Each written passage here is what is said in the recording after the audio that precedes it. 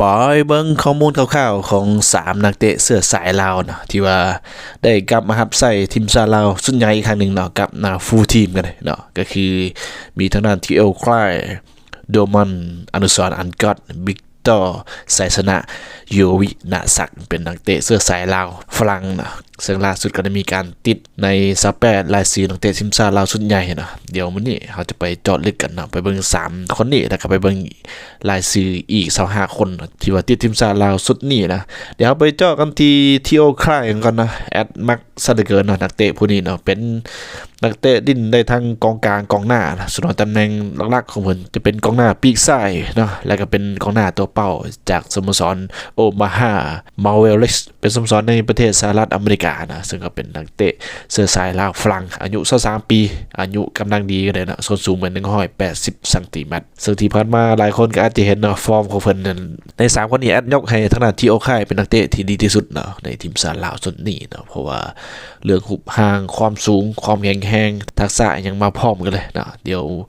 ถ้าติดตามกันในไว้นี้ฟอร์มของเพิ่นเนาะโดดเด่นซะเหลือเกินนะอายุก็23ปีอนาคตยังยาวไกลยังมีโอกาสพัฒนาต่อไปนะส่วนคนที่2เป็นทางด้านโดมันอนุสรณ์อันโกนะก็เป็นกองกลางตัวบุกนะจากสโมสร SB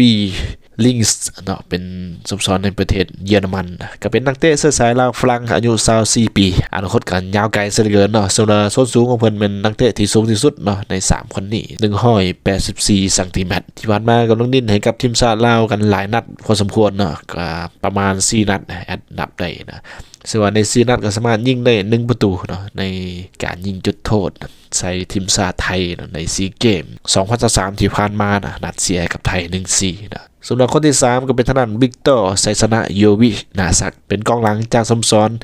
IS เชโรงเก้บี